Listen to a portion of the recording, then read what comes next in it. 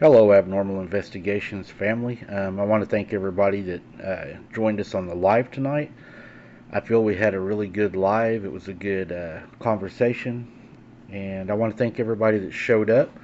For those of you that missed us or didn't show up, we're on every Saturday night at 7:45 p.m. Central Standard Time. And if you can stop in and spend some time with us, we'd love to have you. We're usually on about an hour, hour and a half. It's not real long.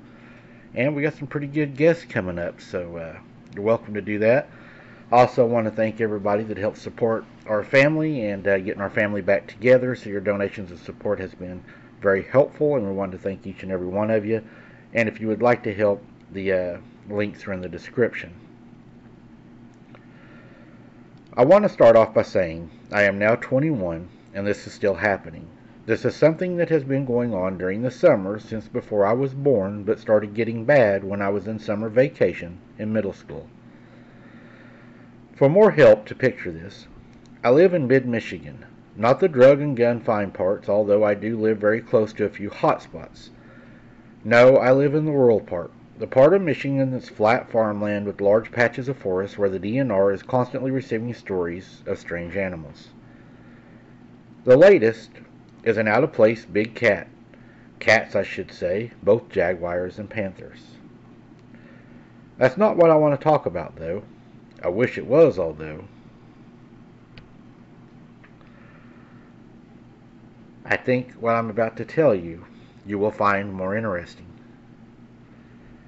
Starting since I was around, well, let's just say a young kid in the 90s or so, something comes around every summer, just stalking the roads in the forest. My first encounter was in 5th grade. Before then, I was always really sick as a kid, so I was never outside much.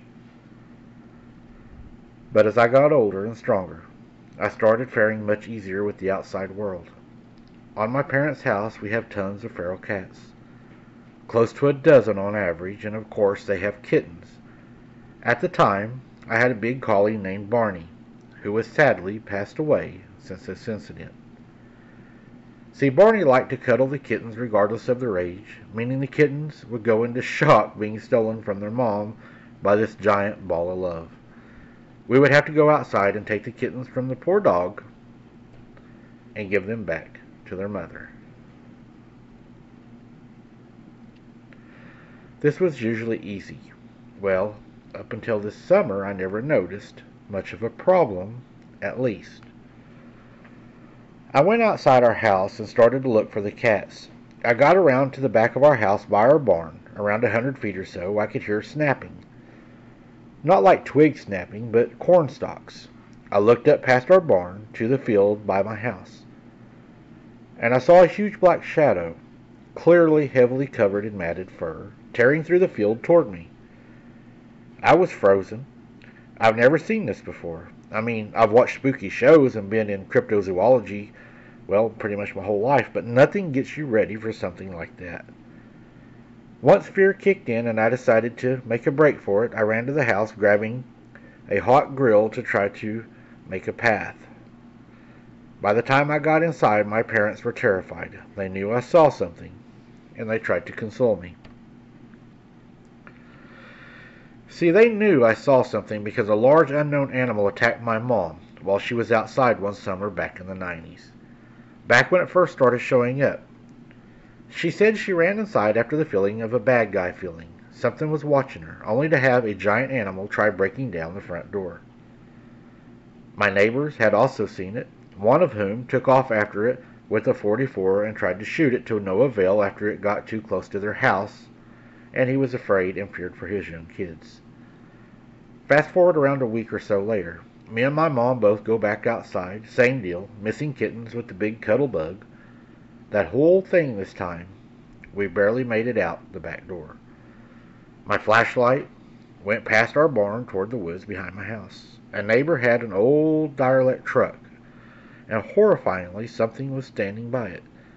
I mean standing, too, like it was taller than the top of the truck.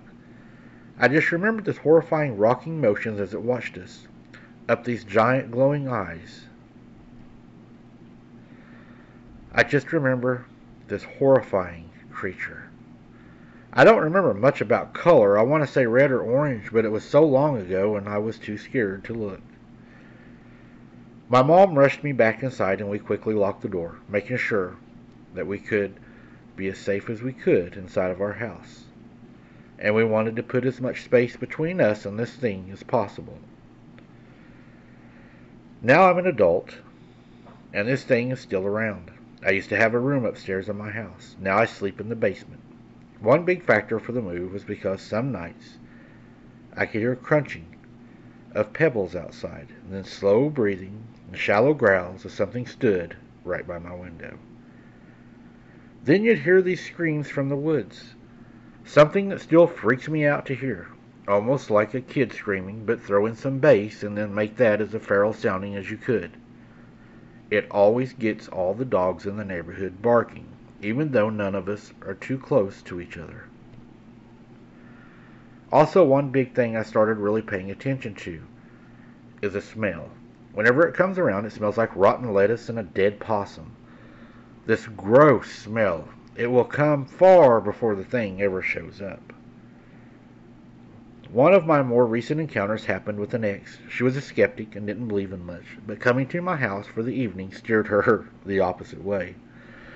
She walked past my barn to go see if she could see any raccoons. We have a mulberry tree, an apple tree, and a bunch of small sheds in the backyard past the barn. One shed always made me creeped out. Right back by the truck I mentioned earlier, we got around 10 feet from the shed, and without warning, this loud roar poured out from behind it. I hit the ground, and she took off running. Once I got back up, I booked it for my house, never looking back. Since then, it's come around a few more times. It stomps loudly at me. I've heard more screams. I've never found a lot of torn up deer or large broken trees behind my house in those woods. I know wildlife. I took a class in Michigan wildlife, but it isn't anything I've met or heard of before. I carry guns all the time, either a 9mm handgun or a 7.62 rifle just in case. It isn't scared of humans, and I don't want to risk it. I've came across cool stuff with it before. I got to talk to Linda Godfrey one time. Yeah, the Linda Godfrey who first reported the beast of Bray Road about it. She suggested it was a Sasquatch and not a werewolf like most of my friends think. One of my favorite things I have got to do because of it, though, that was a cast of footprint, and I took a photo. I gave those to Linda Godfrey. I should have made copies. But she was the only one I trusted to give those to anyways, and unfortunately her passing I was unable to get them back. I've tried to get a hold of family to see if I could get them back, but if I'm able to, Mike, I will send you pictures of these, and I think you will really enjoy them. Thank you for sharing my story, and what do you think I seen that night? Wow. Well, I'm not sure what you saw. The description that you give in this story is kind of vague. I don't know if you gave Linda more, more of a description than what you gave me. If you did, and she said a Sasquatch, I would have to agree with her and say Sasquatch. I couldn't help but also notice that you said you had all these empty sheds out there. And then you said you have fruit trees and mulberry trees, etc. They have a perfect habitat back there. They have a place to get food, and they have a place for shelter. And whenever you go back there, you have this creepy feeling. It's probably because you are being watched, either from the shed, or I believe they eat at night, so they're either out and they're either out eating. Fruit trees, a place for shelter. You have a woods there, so they have a pretty good place to stay, and they don't have to go far or work hard, for food.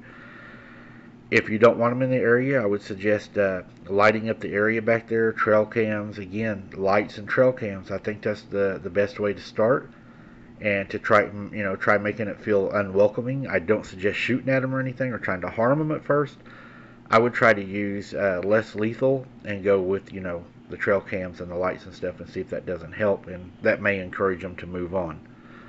Thank you for sharing your story. I appreciate you sharing it with us. And until next time, everybody, keep your head on a swivel. Don't be something's dinner, and we'll see you on the next one.